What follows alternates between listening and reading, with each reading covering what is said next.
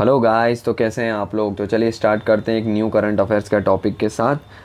और ये टॉपिक जो होने वाला है वो सिर्फ आपकी एग्जामिनेशन पॉइंट ऑफ व्यू से ही इम्पोर्टेंट नहीं होने वाला है, बल्कि आपकी डे टू डे लाइफ से भी बहुत इंपॉर्टेंट रहने वाला है। चलिए बात करते हैं इस टॉपिक की। सबसे पहले एक ब्रीफ ओवरव्यू लेते हैं। हुआ क्या है, रिसेंटली क्या हुआ है, ट्राई जिसको हम बोलते हैं telecom regulatory authority of India, उसने कुछ एक न्यू रूल्स इशू किए हैं। किन के लिए, टेलीकॉम कंपनीज़ के लिए और फाइनेंशियल सेक्टर जैसे कि बैंकें हो गई, दूसरे इंस्टीट्यूशंस हो गए, एनबीएफसीज हो गई, इन सभी के लिए कुछ रूल्स इशू किए स्ट्रिक्टली।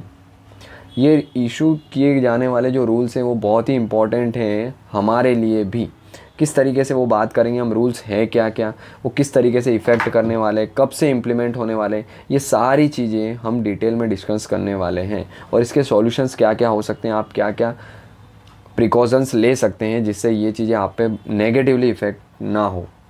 ऑलराइट, तो बनी रहिए, एंड तक हम बात करेंगे इस टॉपिक के बारे में डिटेल में। तो चलिए स्टार्ट करते हैं। सबसे पहले हम बात करते हैं हुआ क्या है कि telecom regulatory authority of India, ये क्या है, गवर्नमेंट ऑफ इंडिया की एक स्टैट्यूटरी बॉडी है जिसका काम है टेलीकॉम सेक्टर्स, यानी टेलीकॉम सेक्टर्स का मतलब क्या होता है, टेली कम्युनिकेशन सेक्टर, जैसे कि कॉलिंग, मैसेजेस, ओटीपी, एपीकेज, ये सारी चीज़ें शेयरिंग्स की जाती है। ये सब सेक्टर जो है कहीं ना कहीं किसके अंदर आते हैं, ये सारी एक्टिविटीज़ हैं वो टेलीकॉम सेक्टर्स के अंदर आती हैं।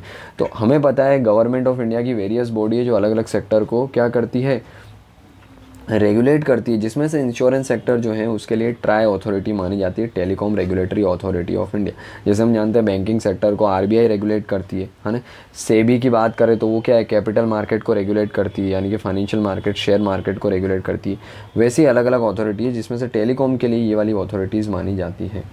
इन्होंने क्या किया है, कुछ न्यू रूल्स इशू किए हैं टेलीकॉम कंपनीज़ के लिए, फाइनेंशियल इंस्टीट्यूशंस के लिए। अब इनका मेन ऑब्जेक्टिव क्या है, सबसे पहले उसकी बात करें तो इनका मेन ऑब्जेक्टिव है, रिमेंबर, जो हम देखते हैं आजकल के टाइम पे बहुत सारे फ्रॉड कॉल्स और मैसेजेस, ये सारी चीज़ें बहुत ही बढ़ गई है। जब से खास करके हम क्या हुआ है, कोविड-19 के बाद से जब चीज़ें डिजिटली शिफ्ट हुई है, डिजिटली शिफ्ट तो ऑलरेडी थी पर इंडिया के अंदर आफ्टर कोविड-19 जो है डिजिटल इंडिया का कॉन्सेप्ट और ये डिजिटल ट्रांजेक्शन जो है बहुत बढ़ गए। तो इसी के साथ साथ क्या हुए, डिजिटल फ्रॉड से रिलेटेड कॉल्स, मैसेजेस ये भी बढ़ गए। आप सभी को आई एम श्योर दिन में 2-4 ऐसे कॉल्स तो आते ही होंगे, इवन मुझे भी आते हैं। तो इन चीज़ों को रेगुलेट करने के लिए टेलीकॉम अथॉरिटी जो है वो क्या करिए, न्यू रूल्स लेके आई है।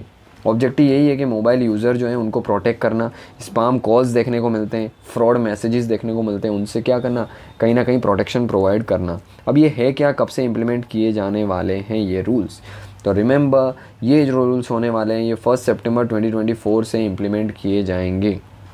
और किन्हें इम्प्लीमेंट करने हैं, तो भाई टेलीकॉम कंपनीज़ को करने हैं। टेलीकॉम कंपनीज़ कौन कौन सी है, तो अगेन मोस्ट इंपॉर्टेंट जो कुछ टेलीकॉम कंपनीज़ हैं इंडिया के अंदर मोस्ट फेमस, जैसे कि हमको जियो देखने को मिलती है, देन एयरटेल देखने को मिलती है, वीआई देखने को मिलती है, फिर अभी रिसेंटली थोड़ा बहुत जो हमें देखने को मिलता है बीएसएनएल का कॉन्सेप्ट भी। तो बीएसएनएल भी अभी धीरे धीरे क्या हो रही है, ग्रो हो रही है। जब से क्या हुआ है, मार्केट के अंदर जो प्राइस राइज की गई है जियो के द्वारा, और उसको देखा देखी अगेन मोनोपोली टाइप ही चीज़ें हैं मार्केट में, एयरटेल और वीआई ने भी की, तो वहाँ से बीएसएनएल का थोड़ा क्रेज़ बढ़ा है। बट यस, 1 सितंबर से 1 सितंबर 2024 यानी आने वाले कुछ 4-5 दिनों के बाद से ये क्या है, गाइडलाइन जो है वो लागू होने वाली है, जो ट्राई करने वाली है।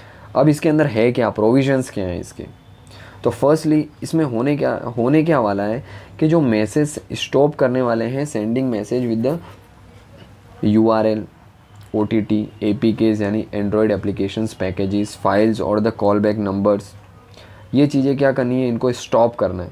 कब तक, जब तक जो सेंडर्स हैं वो रजिस्टर नहीं कर लेते हैं उनके कंटेंट और मैसेजेस टेम्पलेट को with the telecom operator by 31 August 2024। मतलब क्या है इसका, तो देखिए हम जानते हैं फर्स्टली क्या, ये टेलीकॉम प्रोवाइडर्स हैं, टेलीकॉम सर्विस प्रोवाइडर्स है सारी कंपनियां, जियो, एयरटेल, वीआई, ये सारी कंपनियां।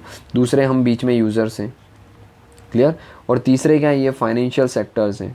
फाइनेंशियल सेक्टर्स का मतलब क्या होता है, बैंकें हो गई, एनबीएफसीज हो गई, है ना, ये सारे कुछ फाइनेंशियल सेक्टर्स हैं, जैसे कि स्टॉक मार्केट के अंदर हो गई चीज़ें, हमारे जो अकाउंट्स होते हैं, ये सारी चीज़ें।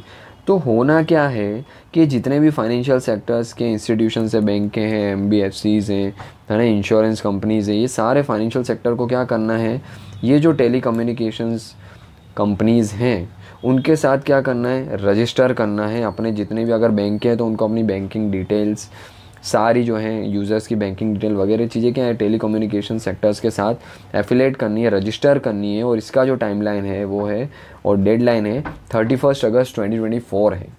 ऑलराइट, तो यहाँ तक क्या करना है, ये टेलीकम्युनिकेशंस के साथ जो है इन डेट तक ये financial sectors company, financial institutions company है, उनको यहाँ पे अपनी सारी डिटेल जो है ना यूज़र्स की सारी डिटेल रजिस्टर करवानी है। अब इन्हें क्या करना होगा, तो इन्हें क्या करना होगा, यहाँ से जो भी चीज़ें कुछ फ्रॉडलेंट चीज़ें भी आती हैं, फ्रॉड कॉल्स आते हैं, मैसेजेस आते हैं और कुछ जेन्यून OTPs भी आते हैं, मैसेजेस भी आते हैं।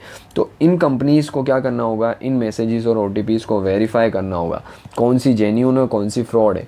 फ्रॉड जो होती है उसको क्या करना होगा, वहीं टर्मिनेट करना होगा, और जो जेन्यून है उनको क्या करना होगा, ये टेलीकॉम कंपनीज़ क्या करेगी, अपने यूज़र्स को भेजेगी।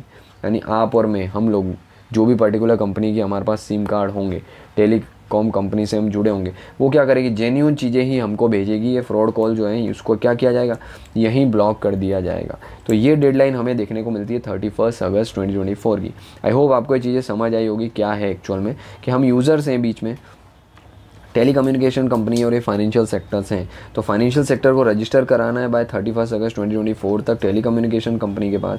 और टेलीकम्युनिकेशंस कंपनी क्या करेगी, ये सारे जो भी फ्रॉड कॉल्स हैं, मैसेजेस है, स्पैम कॉल्स हैं, उनको ब्लॉक करेगी और जेन्यून चीज़ें ही हम तक पहुंचाएगी।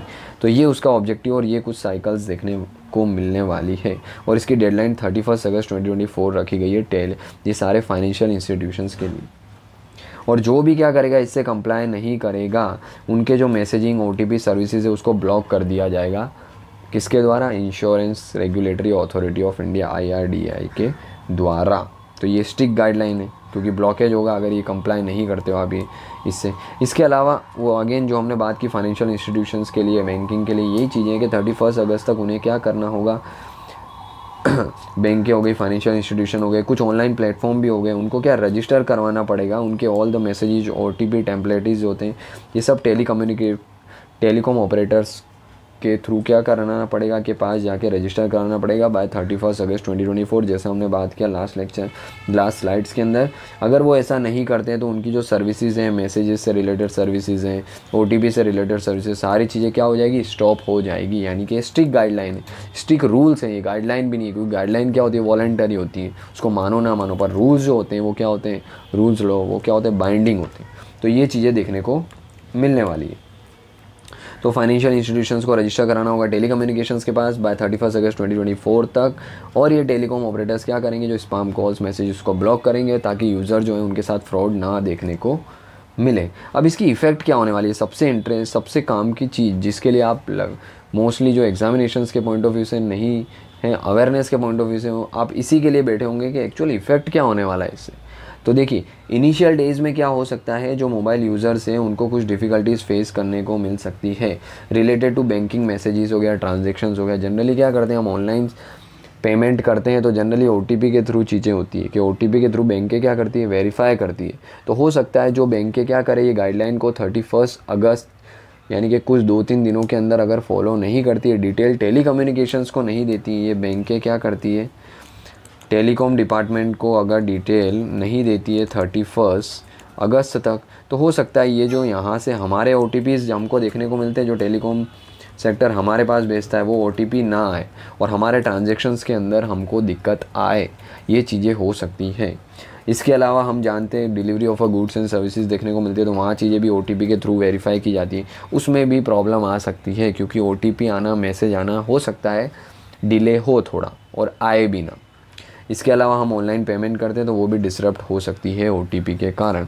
तो इन शॉर्ट हम बोल सकते हैं कि जितने भी बैंकिंग सेक्टर से रिलेटेड इंपॉर्टेंट काम है, ट्रांजैक्शंस हैं, वो चीज़ें क्या है, थोड़ी बहुत डिसरप्ट हो सकती है फ्रॉम 1 सितंबर 2024, यानी आने वाले 4-5 दिनों के बाद से। तो क्या कर सकते हैं हम, इसका सॉल्यूशंस क्या हो सकता है, तो इसका सॉल्यूशन यही हो सकता है कि आप अपने जितने भी इंपॉर्टेंट काम हैं, क्योंकि इनिशियली हम देख सकते हैं कि हम मान के चले 1 to 7 यानी कि 1 वीक तक,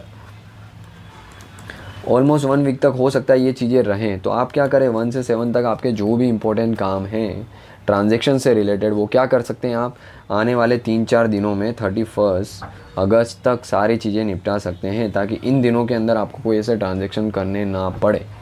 क्लियर है? तो क्या करेंगे आप, ये सारी चीज़ें 3 to 4 डेज़ के अंदर आप निपटा सकते हैं ताकि प्रॉब्लम आपको फ्यूचर में ना हो।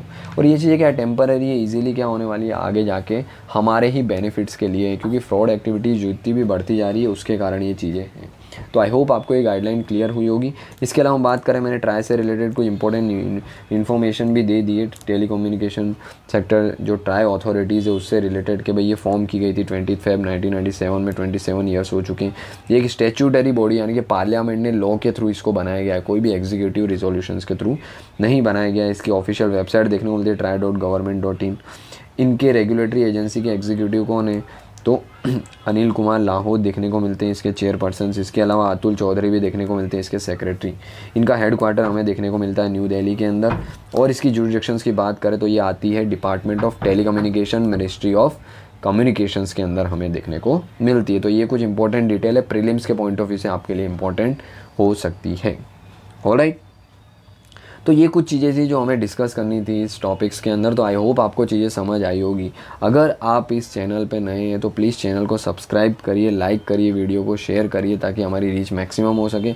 और आपको हमारी ऑलरेडी करंट अफेयर्स की डेली हम करंट अफेयर्स भी देखते हैं, और साथ ही साथ क्या है, हमारी इंडियन पॉलिटी की जो 7th लेटेस्ट एडिशन है, अगर आप एम लक्ष्मीकांत सर की इंडियन पॉलिटी कवर कर रहे हैं तो आपको डिस्क्रिप्शन में भी लिंक मिल जाएगी, और ऊपर आई बटन आप देखेंगे, आई बटन पे भी आपको लिंक दे दी जाएगी जिससे आप क्या कर सकते हैं, इसको एक्सेस कर सकते हैं। एंटायर सीरीज़ अभी चल रही है हमारी लेटेस्ट अपडेट के साथ। ऑलराइट, तो आई होप आपको चीज़ें क्लियर हुई होगी। तो मिलते हैं नेक्स्ट लेक्चर में, तब तक के लिए जय हिंद।